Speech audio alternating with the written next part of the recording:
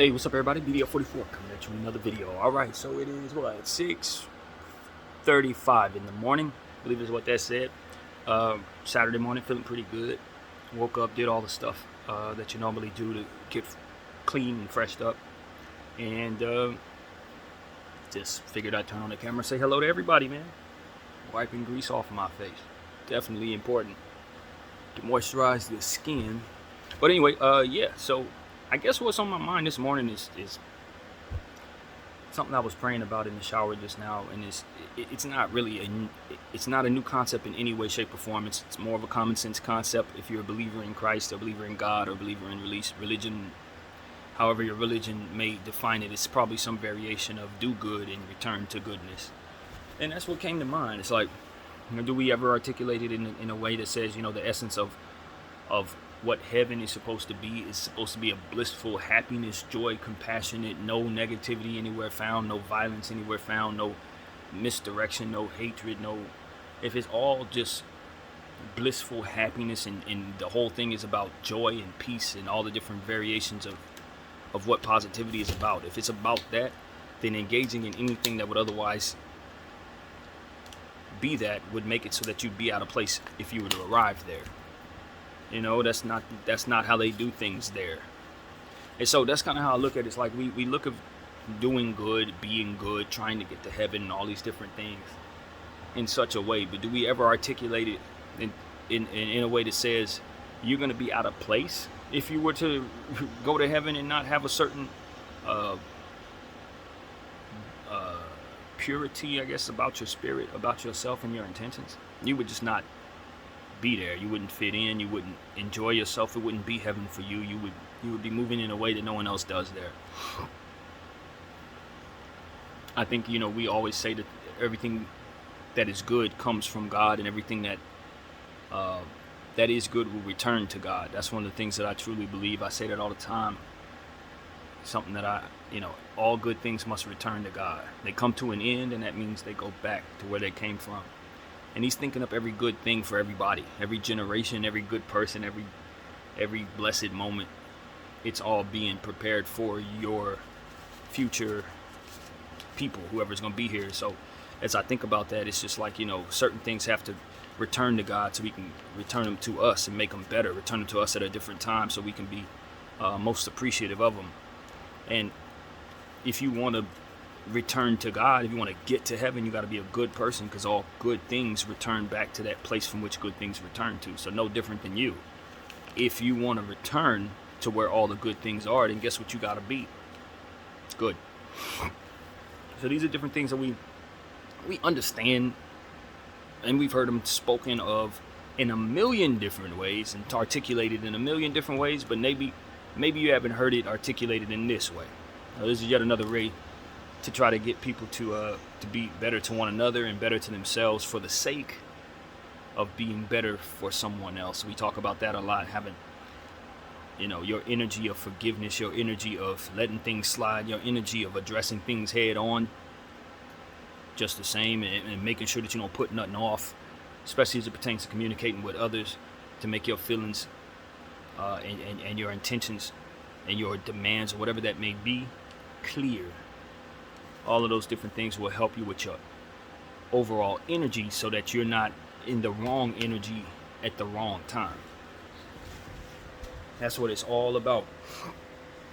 Some of those energies that make us feel better, revenge, getting back at people, gatekeeping, and all that stuff, it makes it so that you're not ready. You're not going to be the right mold for the place that your life is ultimately going to find yourself in. You're going to end up not where you want to be in the way that you want to be it, with a reputation that doesn't represent what it is that you most respect in the end. And that's what we try to guard against. When we talk about being ready, what are we doing that leads up to certain things? Are we going to be who we need to be when certain traumas hit, so that we can help ourselves the best way possible through those traumas? You engage in all kinds of bad energy, you ain't got God nowhere near you, and if something horrible happens to you, you probably gonna take on the brunt of it in the worst way. When we think about people who have strong faith, regardless of what their religion is, their faith is strong, traumatic experience takes place, and they lean on that faith to keep them in a position to be okay. It's the only way, man. It's the only way. It's what you're doing leading up to certain big moments, not just those big moments and how you handle them, but who were you when they happen. And that's what we talk about, preparation.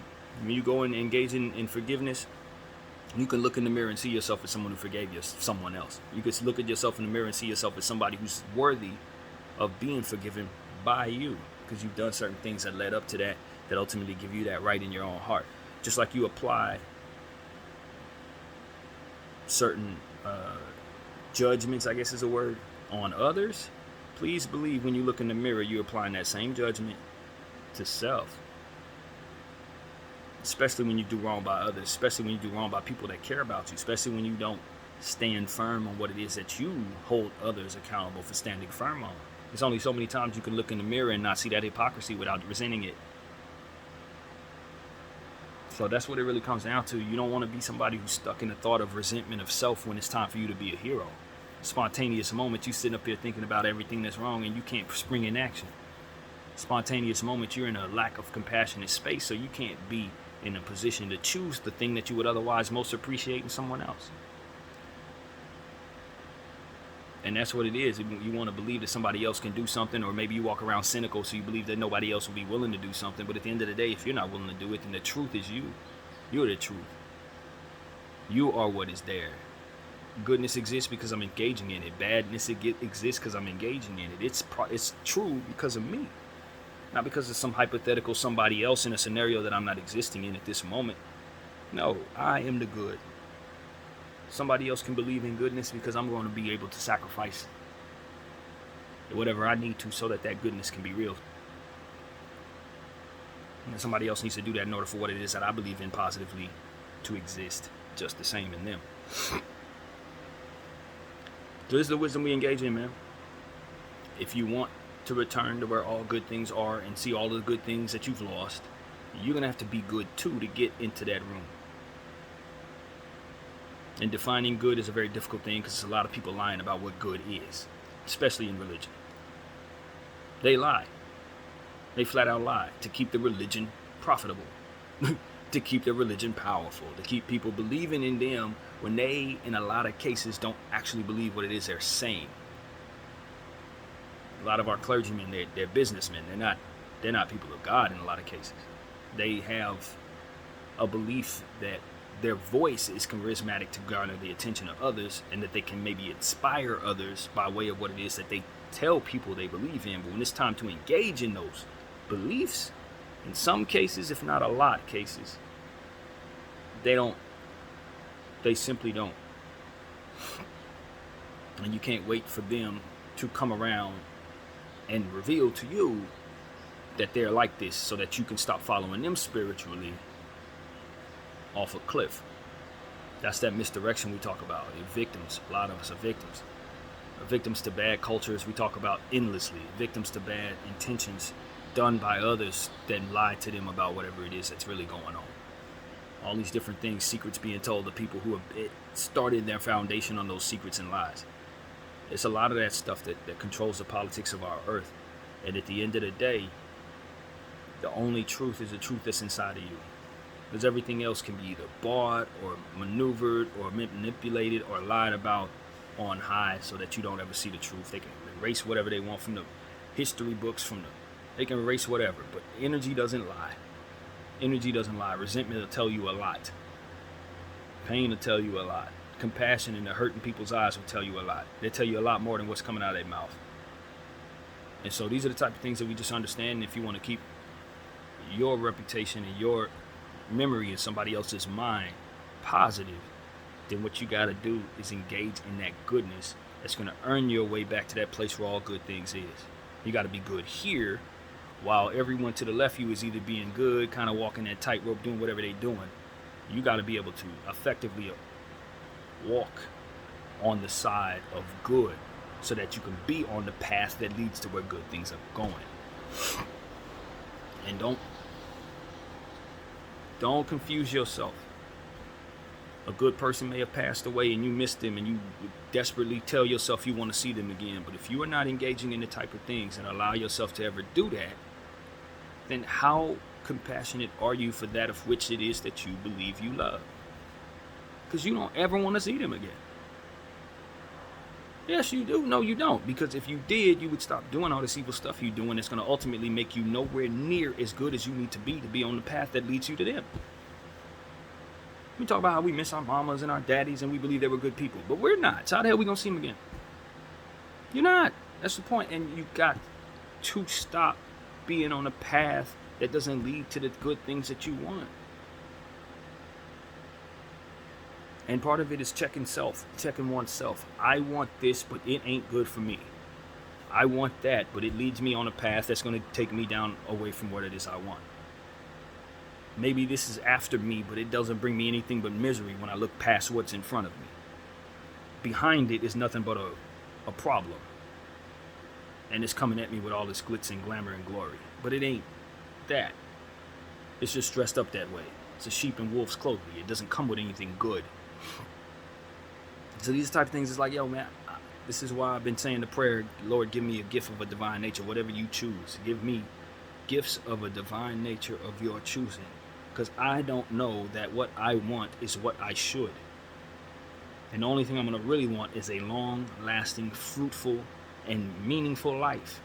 So the various little things that I may find throughout the path of that life, if it's going to send me outside of that life into a space where all bad things go, then I need you, God, to help me ward off the desires, the wants, or the culture that makes me drawn toward that path. I don't want nothing to do with it. Even though I do, everything in my heart, my mind, and my body says, yo, this is a good thing. This is what you want. But the only thing I can see is what it is. I don't see what it is when it gets in my hands. I don't see what happens after I receive it, how it turns me into whatever, how it makes others feel once I receive it, all these different things. You don't know until it comes into your hands. You don't know until you have it. And many a thing a person wanted led them to a space that they didn't want to be in. Many. And so that's where I'm like, Lo, I don't trust nothing. Cultures I've been in all my life and told me to do stuff that killed me a million different ways.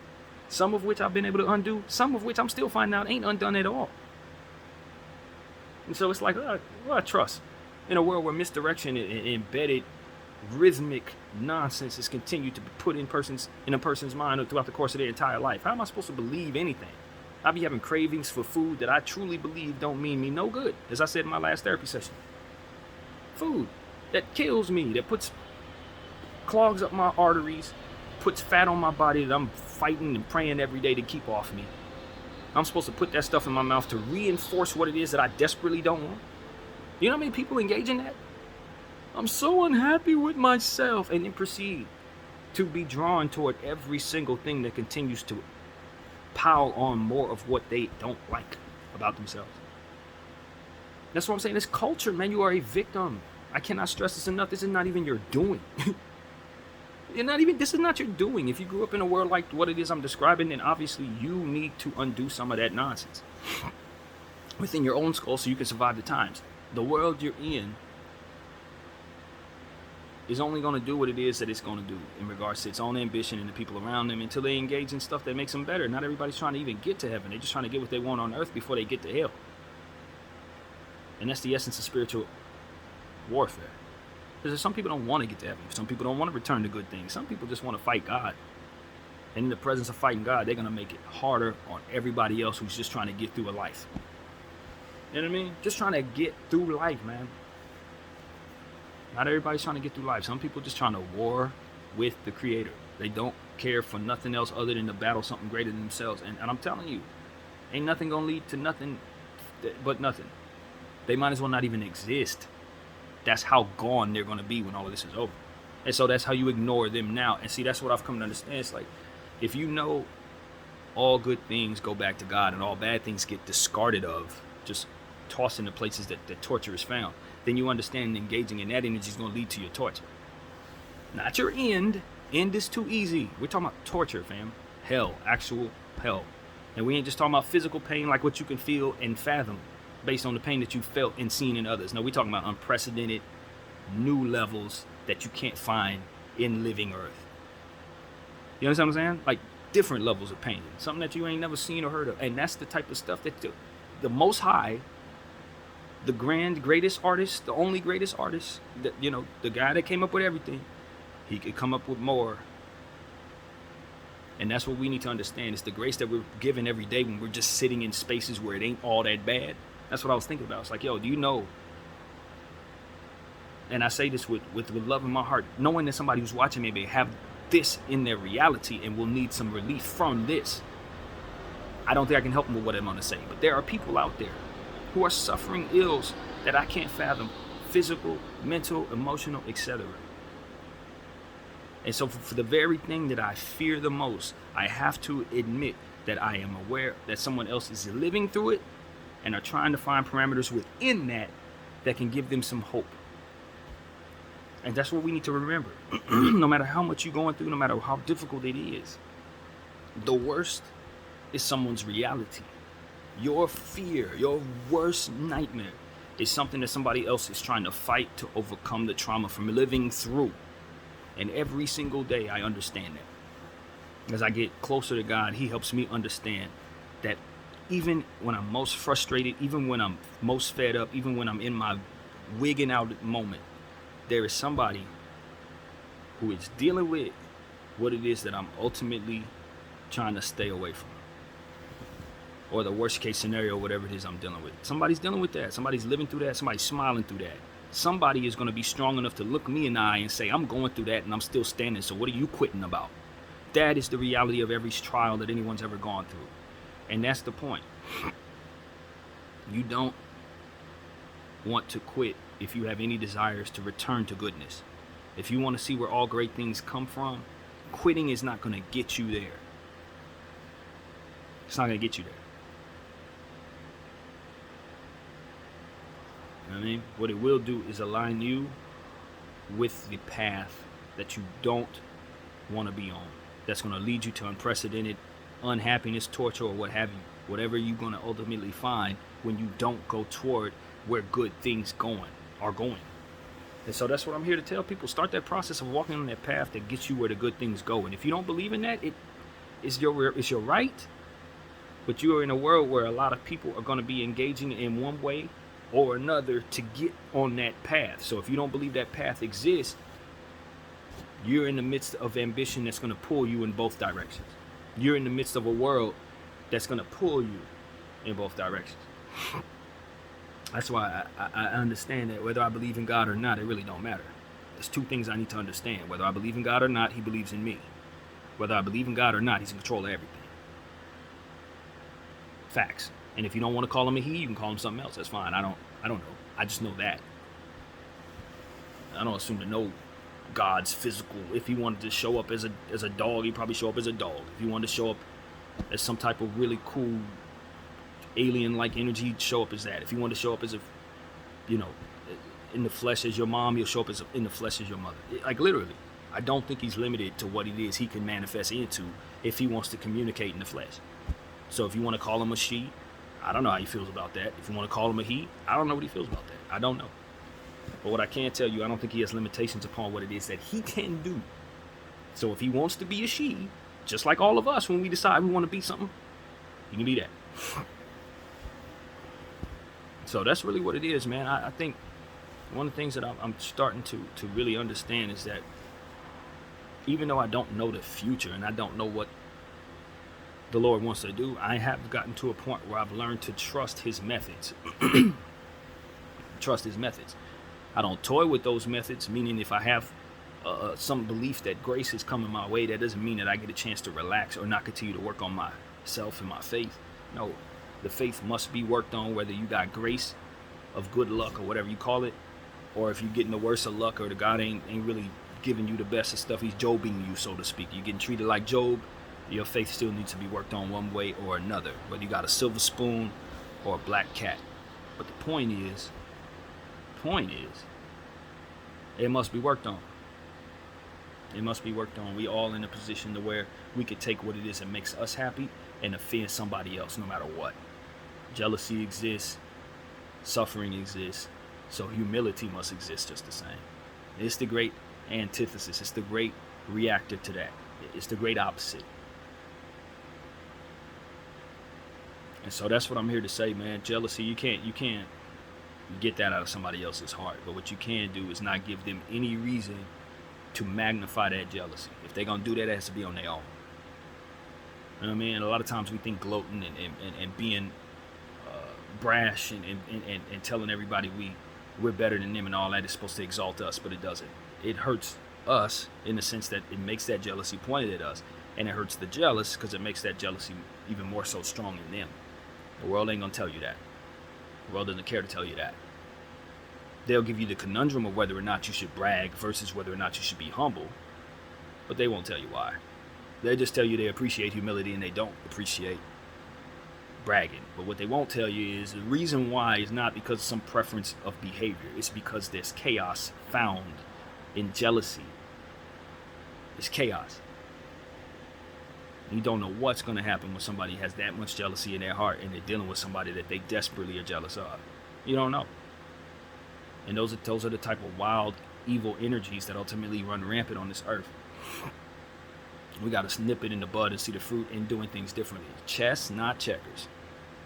And we're trying to get to a place where we're building, where we're living longer, where we're not coercing ourselves into cultures that don't love us, coercing ourselves into paths that ain't no good for us, that's going to lead us away from the people we most miss.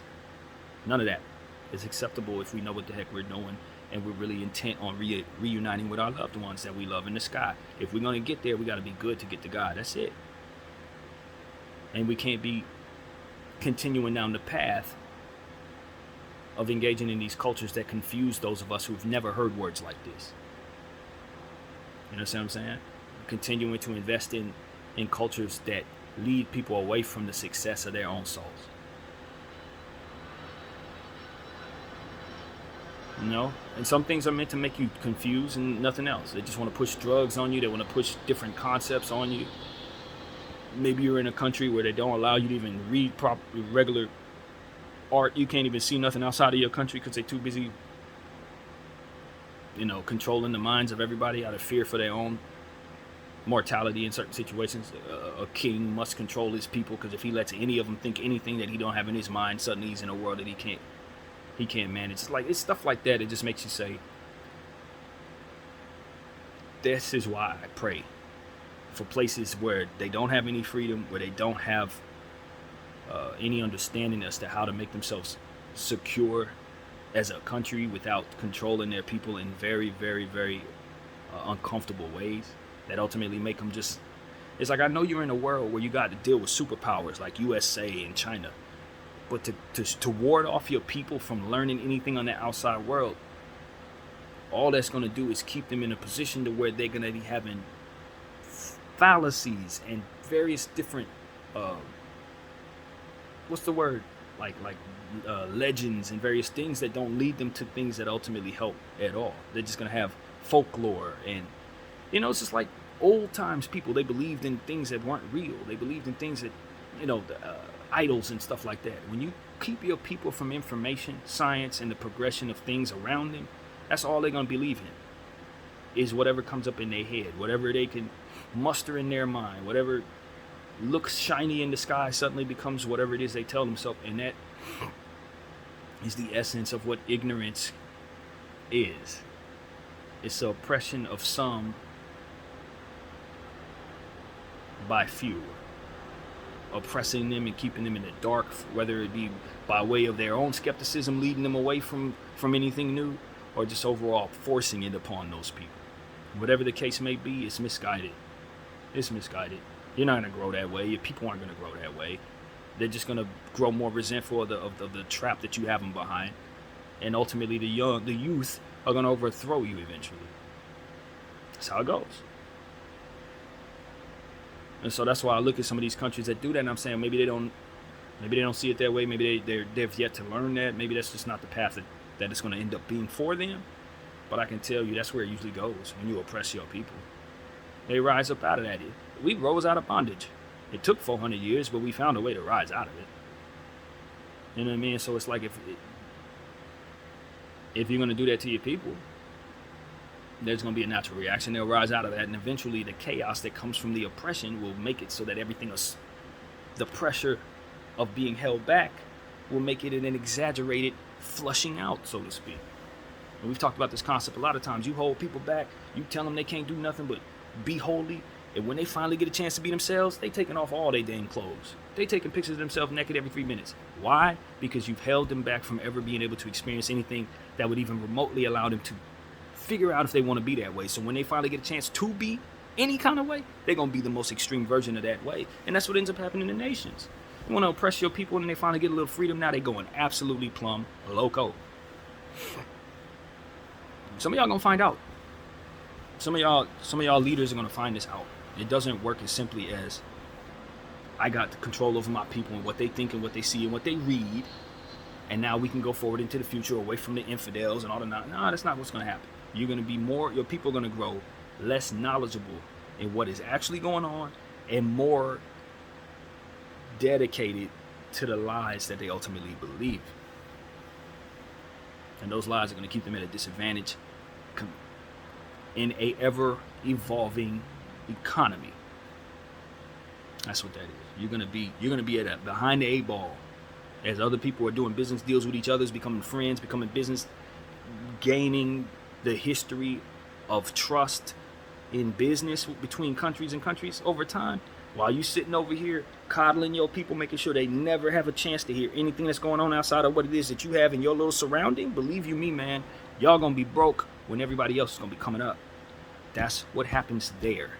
And I'm speaking this from actual life experiences of being isolated and doing that on a macro level in my very own life. Stayed away from everybody else while everybody else was gaining connections to each other over time, trusting one another, learning each other, and becoming friendships and love. I was staying alone in my own culture, away from all of it. And while I loved my culture, it brought me no closer to being able to deal with the world that was ultimately surrounding me. You see what I'm saying? If you can find a way to not be surrounded by that of which what it is that's being done, then you're cool. But if you're slap dead in the middle of it and you're not of it, you're surrounded and you're not knowledgeable about what it is that's going on around you. So it's like this. This is what happens when you do this. This is what happens when you do what some nations, ain't gonna mention them, don't want to smoke, are doing to their people. Not letting them speak, treating them like they're some type of better treated black people. You know what I mean? Better treated black people. In slavery days, yeah, you just treat them a little better, but not much better, because you're keeping the truth from them and allowing them to stay in cultures that don't actually give them connections, relationships, friendships, business partners. If you're not allowing that to be a part of your nation's plan, then your nation is probably going to be overthrown at some point. They're going to take your land. It's the human way. So that's what I'm saying to anybody who thinks they can isolate and keep their people from being a part of the world they're in. It does not work. It doesn't work. Open up the doors to let your people have information and communication. Once they do, their loyalty to you will have them waving their flag in the presence of all of those people. They won't take the next person's flag or the next person's flag and start selling out. No, they're going to take what it is that makes their essence true, and they're going to bring it to all of us and all of you. And that is what we all do. But you just got to be willing to let your people do that. You can't just, nah, you can't listen to that. You can't read that. You can't do that. If you do, we'll kill you. Like, what are you doing? You're going to ban suicide? Oh, you're going to if they do try to kill themselves and they succeed, we'll kill them. So you're going to give them what you want. You're going to give them what they want. They failed to. And that's how you punish them. And so for me, it's like when I see stuff like that, I'm like, yo, this dude doesn't have the right people reaching him. That's all it is. He don't have the right people reaching him. Dude's probably my age. He don't have the right people reaching him, bro. He was taught some things that don't help him do his job the right way. That's it. I tell you what I see. I know what I see. I know what I'm looking at. I know exactly what I'm looking at. Oh, that's a misguided individual. Probably raised the wrong way. Now has a lot of power over a lot of people.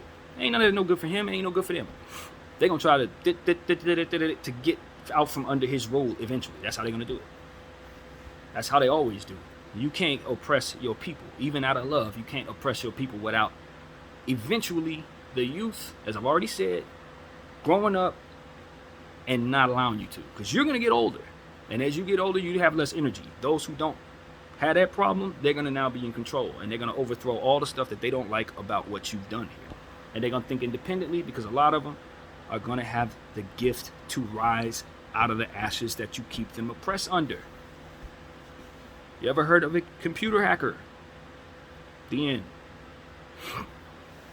You can't oppress people if things are online. It's only but so much information you're going to keep from super geniuses. God created geniuses that can get through all the little stuff that you guys put together in these online stuff. He's putting together some of the best hackers that ever exist are going to be born very soon. If not today, they're going to be born, and they're going to be able to feed the people the information you keep them from. That's what's going to happen there. How many firewalls, how much security you purchase, how many trillion-dollar different things that you conglomerates that you put together to try to oppress your people. Maybe you don't see it as oppressive. Just try to lead them in a direction that ultimately keeps them in line with what it is that you believe is right. What you're going to find out is the world is ever changing, and what you believe is right may not necessarily apply to the times that are coming about. And if you don't ever step your head out of the room that you're in to find out what those things are, again, you're surrounded. You're going to be affected by it whether you're aware of it or not. And the little folklore that your people believe in, the little lies that y'all been telling each other for thousands of years, they ain't going to hold no weight in a world where people have studied, learned, and have done things differently and found a way. You know what I'm saying? So that's what I tell anybody who's trying to oppress their people, past, present, and future. If you listen to me, understand. You can't oppress your people and not have a reaction. You can't oppress millions and millions of 2-3 generations of people and not have resentment backed up, ready for you. That probably come and hit you all at once. Yeah, that's how it works. You engage in nonsense for 400 years, it probably comes back and hits you in a matter of 3. You know what I'm saying? So it's like, look, I'm not saying America's going to fall in a matter of 3 years. I'm saying that anybody that oppresses people for 400 years will likely won't take 400 years to undo you. It likely will not. So these are just things I'm saying. I don't have to be right. I don't have to know what I'm talking about. I'm just a person talking in the house. It's a therapy session, blah, blah, blah, blah, blah, blah. But I'm telling you, I prayed many a prayer before I even started this camera. Before I started this particular video, I was praying for about an hour. So whatever's coming out of my mouth has been directly connected to the source of whom I believe in. And what I'm also telling you is, I don't have it all together. I don't have it all together. I don't have even a few things together. And I think that's why it makes me qualified to tell people what doesn't work. Because I know. I truly know it doesn't work. Freedom works. Freedom works. When you give people freedom, you allow them the truth and the understanding and the example of how to move, and people will lead one another in a path that allows the majority of them to engage in the right things. That's what's going to happen. We've never tried it, so we don't see it. The only thing we've ever done in this country is lead people in the wrong direction for the sake of money. That's all we've ever done. Ever since we put this thing together, that's all it's been about. I was listening to a guy like Ron Perlman. Shout out to Ron Perlman. I grew up on his work. I used to watch Beast when I was a child with my mom. That was one of my favorite shows to watch right before I go to sleep. And I was listening to him talk about the different things that are happening right now with the screen actors and stuff like that. They're going on a strike. I guess the people on the other side of the table are essentially saying, yo, we're not going to even start negotiating until these people start losing their houses, until they start losing their apartments. He said, we're going to drain these people until they adhere to what it is that we want. Meaning all of the artists, all of the people that put on the best programming, all of this stuff, all the actors, that's who they want to bankrupt before even negotiating in regards to helping them get whatever it is they're saying they want. It sounds like a pretty harsh point of view. Even if I agreed with him, it's pretty harsh. But I was listening to Ron Perlman, and essentially what he was saying is the same thing that I be talking about.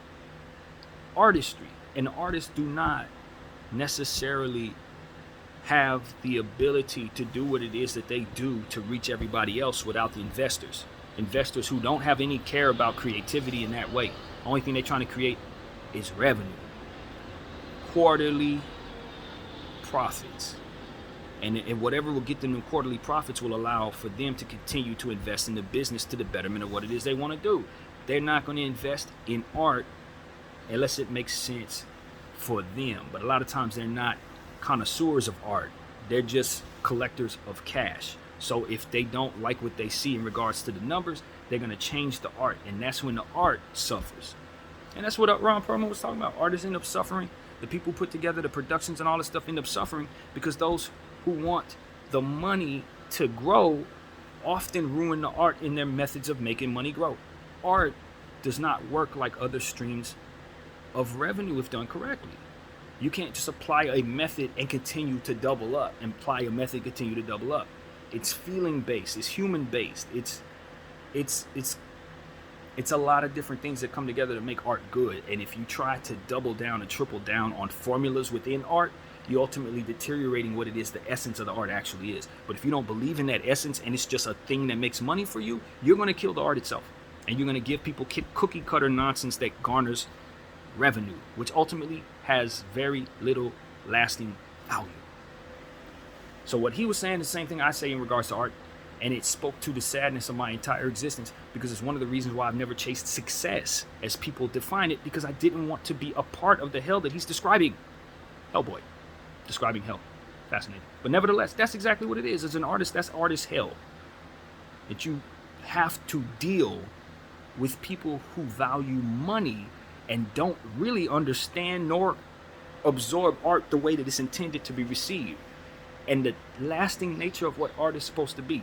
It's just to make it so that you have something for all time that lasts well past your life. Those who are in place to help you put the production in place in this world often come from places where bad things return, so to speak. They don't want to bless us with art. They want to keep people in line with what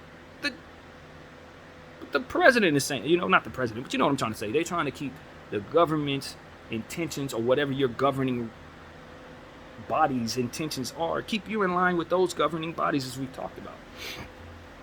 They want you to vote a certain way. They want you to think a certain way. They want you to spend a certain way. They want you to eat a certain way, watch a certain thing, and all that. And if the art, the investors, that's their intentions, to keep things in line, keep their money growing, and keep their friends' intentions in place, all of the different things that we make our political structure stand firm. We need all of that to continue flowing, so everybody's money can flow in different directions, so that the whole world's economy can continue to flow in a direction that makes sense. The problem is a lot of stuff that keeps that flow going is garbage. A lot of stuff that keeps that flow going is illegal. A lot of things that keep that flow going is built on the black markets, all kinds of evil stuff that separates families and ultimately kills people. So this is what I know. We continue to engage in this as if none of those things exist in the process of this cycle. And I'm telling you, that cycle has bad energy in it, and because of it, it has a short shelf life. So I'm trying to tell people, man, capitalism has a short shelf life because you allow for certain evils to exist in order for the whole flow to take place. So when you do have art, and art's trying to coerce us away from certain evils, it's going to be a body in place, a investing entity in place, just by way of its organic nature, is going to coerce us away from the things that are most substantive, to keep those evils in the cycle in place, so that the cycle itself can continue.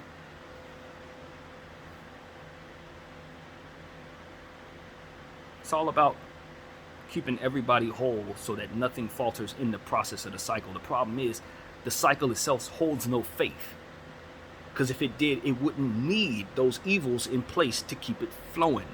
And I think that's the essence of what the Lord has put in my heart to share with the world. You don't need those evils to keep that flow going. If anything, you need to get those evils out of there so the flow can continue. We got to weed out the bad energy, and we got to know how to. And most importantly, we got to get rid of those middlemen in place that tell us how to do it the wrong way, so that we can keep on sheepishly following ourselves into these circumstances where we consciously allow evil in our midst, thinking that it's going to last. It's not. So that's what I'm here to say. Ron Perlman is right. The suits, your job is to make sure that we can put on the production that we create. If you don't want to be in the business of the risk of it not working, get the hell out of our business. And that's easy for me to say because I ain't never asked nothing from any of y'all, and I live in squalor. It's a lot of people who ain't gonna be able to do that because they love money and they love art and they want to be able to put on the best production and they need the most money to do that. That's where we evolve, artists. That's where we evolve. Y'all better learn how to do what you do with lesser budgets and get the money yourself. Get the money yourself. And let them whales deal with themselves. I tell you, If you need the whale, then you better take what the whale gives you. That's what I say to every last one of you artists. I love you. I'm one of y'all. But there's only so much pity I'm going to have for you. Because at the end of the day, you know what's going on over there. So if you're going to go after that, then you know you're going to be used by them for their agenda. That is just what it is, fam. That's the sacrifice of our lives. If you want to be excellent, you can't take their money. You can't demand the numbers that they garner with anything they invest in. And mind you, those numbers are going to work wherever they, no matter what. You are replaceable, just like Ron Perlman said. They can replace you with somebody younger. That ain't just a harsh reality. That is the truth. That is the absolute truth. They definitely going to find another young person that can have another 30, 40-year career just like Ron did. Start that person now and do the same thing with them that they did with him. But the problem is, we got to reach that artist. That young artist, we need to let them know that what the path Ron has been on, so that when he gets replaced, he's not confused. Because they're going to do the same thing to him. And that's who we need to care enough about the old fellas who are getting kicked out. It's the young fellas who are coming in, knowing that your path is going to end the same way, so long as we continue to allow them to tumble forward in the same way they invest in these artists. Stop letting them do it. That's why I appreciate the independent artists, all these people that are going around telling us how to be independent, guys that are embedded in my skull specifically, how to chase after value within art. Joe Budden, NBA Youngboy, people who've gone about it the independent way. They ain't waiting for this, that, and the third, none of that. They're going to go about it by getting their audience connected directly to them, and then from there, letting it manifest. And if then, by the way of what it is they've already garnered, they want to do a deal with a businessman who has a lot of money to invest even further, then they could take a little bit of that investment money, do whatever they want with it. And if it doesn't work out for them, they can walk away from it, still have that core fan base, that core devoted fan base. And that voice that allows them to lead people toward finding that value. So I'm talking about. So it's like, if you're a good investor and you're willing to take that risk and you have whale money, then welcome to the party, man. We want you here. We need what you do to be to put on the best. But if you're going to be one of the people that just wants to make a buck, man, buy something else. Buy oil field, fam. Like literally, if you need something to just be about numbers, then there are other ways to apply that truth and get exactly what you're looking for. But if you want to get into art, you're in the wrong place. Don't be here. I'm going to be the artist to tell you, no, thank you. I don't want a single coin from you, because when I take that dollar, you're going to turn the art into something that's not intended to be. And in this business, that's like killing the art itself. Even though y'all engage in this stuff for years and years and years over and over and over again, I'm telling you how much of that stuff is worth a damn. Look at some of those things they did that in the 90s with. Is any of it anything you're listening to now? 2000s. Any of it anything you're listening to now? Watching now? No, none of that stuff lasted at all. And you know how they were able to justify that garbage? Well, for the next era, we're going to have something that you're going to love just the same. You don't need to be worried about that old crap, because we're going to give you something new that you're going to love for this era. And in the next era, we're going to have some same old cookie cutter, some different cookie cutter stuff, but cookie cutter for that era, there for you too. So you don't never have to go back, and that's how they do it. You ain't got to worry about listening to Backstreet Boys anymore, because we got Coi Leray for you now. You know what I'm saying? It's always going to be the formula in place to push something toward the masses in ways that have already been applied, just slightly different, but the same application. It's the same thing. You're going to take them on the same place, put them in the same venues, different songs, but the same riffs, same patterns, same topics, different artists, same colors. Like, I'm telling y'all, as an artist, bro, a lot of the stuff that I see, I'm like, I've been watching the same formula my entire life. 40 years of the same stuff. It's rinse and repeat, and it never lasts. Nobody's going back listening to that garbage unless they're stuck in the past. And rarely did it provide any substance. Rarely. And so for me, it's like, look, this is what they're trying to drown out. They don't want substance in place, and it ain't because it doesn't work. It's because it doesn't work for the agenda of their friends. And so you get those investors out of here. We want you and your friends to invest in other things, and let the people who love art and understand art, who've made a way for themselves to be a whale, come in and invest in us. If you don't have a passion for the art, we reject you. Okay? That's what artists need to do. Take back their power and accept the fact that you are in a life that maybe you don't get everything you want, but if you're going to fight Fight for what it is that you deserve. Those who come after you won't have to fight as hard. We've already seen this with so many different things in this country alone. And you think it can't be the same application of what we need in regards as artists? Please, it's the same damn thing. You fight for what you need. You sacrifice your life so that other lives don't have to sacrifice later. It is how the human condition is going to overcome the evils in this world. Some of y'all just got to sacrifice your whole damn life. Some of y'all just got to sacrifice your whole damn thing. And that is how we're going to have. That's how we're going to keep the good fight going. That's how we're going to keep real art in place. That's how we're going to keep real artists in positions to make what it is that comes out of their heart rather than what it is that's demanded upon them by people who gave them a buck or two. Enough of them and enough of you if you're on that side. Enough. I'm tired of you. I don't want to die from you. You have basically ruined my position on what it is that I want to go after as an artist. Because every time I look up at success, I see your ass standing there with a key in your hand saying you can't get in unless you do this, this, this, and this for today's agenda. Are you cool with them? You better be. Are you going to shut up in regards to that? You must. It's like, I don't have any desire to allow my esteem as an artist to be attached to the money that you provide me or the people that you show me to. Not going to do it. Not going to do it. I believe in a real God. He can make me famous overnight. I'll be plastered all over the screen, all over the world if that's what he wants. You know what I'm saying? I ain't got to wait for the middleman to come around and allow me to be seen on his screen. None of this matters to me because he going to come to me when I'm doing something that's worth seeing regardless. If I'm making that much of an impact, they just going to come to me because I'm what's hot. So I don't need to do anything and otherwise take their bag and I let them apply their methods to me that may work, may not work, but if they don't work, they'll try it on somebody else's garbage. I ain't doing that. I'm a real artist. And most of the people you're doing that to are real artists too.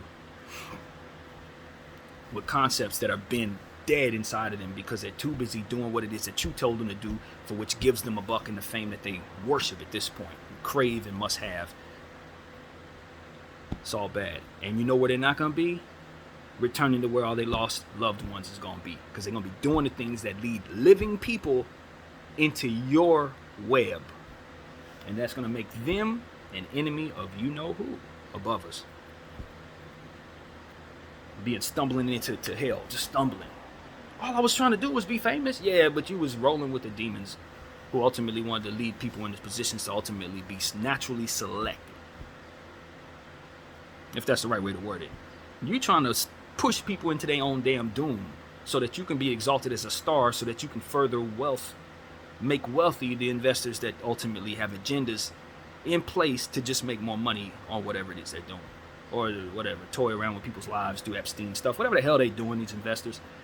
That is ultimately what you're engaging in, artists, when you take their bag, suppress your creative juices, and then ultimately put yourself in a position to just kind of just be famous and just be out here and just be exalted for all the riches and stuff that's ultimately just going to gather dust and not be worth a damn.